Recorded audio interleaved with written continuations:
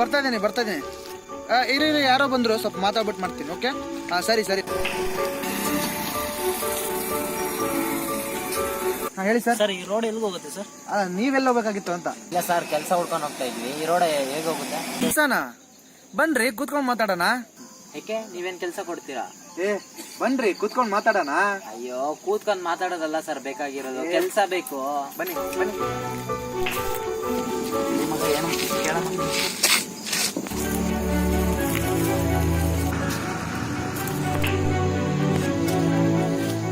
ಬನ್ನಿ ಕೂತ್ಕೊಳ್ಳಿ.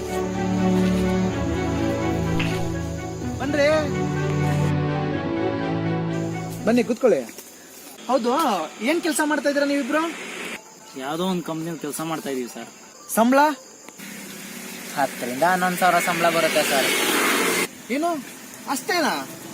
ಇಲ್ಲ ಸರ್, ಊಟ ತಿಂಡಿ ರೂಮು ಎಲ್ಲ ಕೊಡ್ತಾರೆ ಸರ್. ಇಷ್ಟೆಲ್ಲ ಕೊಡ್ತಾ ಇದಾರಾ?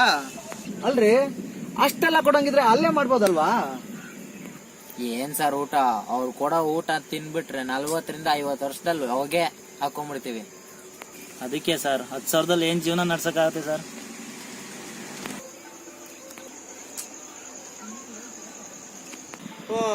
ಅದಕ್ಕೇನ ನೀವು ಇವಾಗ ಕೆಲಸ ಹುಡ್ಕೊಂಡು ಹೋಗ್ತಾ ಇರೋದು? ಹೌದು ಸರ್, ಮುಂದೆ ಯಾವ್ದಾನ ಕಂಪ್ನಿ ಇರುತ್ತಾ ಸರ್, ಕೆಲ್ಸಕ್ಕನ ಹೋಗ್ತೀವಿ ಬೇರೆ ಕೆಲ್ಸಕ್ಕೆ. ಬಾಸ್ಗಳು ಟಾರ್ಚರ್ ಜಾಸ್ತಿ ಸರ್. ನಾನ್ ನಿಮ್ಗೆ 20,000 ಸ್ಯಾಲ್ರಿ ಕೊಡ್ತೀನಿ. ಶಾಕ್ ಯಾಕೆ ಆಗ್ತಾ ಇದ್ದೀರಾ? ನಾಳೆಯಿಂದ ಬಂದು ಜಾಯ್ನ್ ಆಗ್ತೀರಾ? Agriculture sir, agriculture. ನೇಗಿಲ ಹಿಡಿದ ಹೊಲದಳು ಹಾಡುತ್ತ ಉಳುವ ಯೋಗಿಯ ನೋಡಲಿ.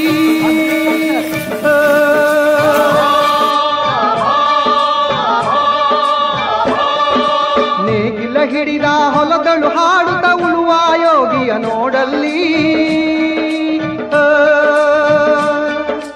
ಫಲವನ್ನು ಬಯಸದ ಸೇವೆಯ ಪೂಜೆಯು ಕರ್ಮವೇ ಇಹ ಪರ ಸಾಧನವು.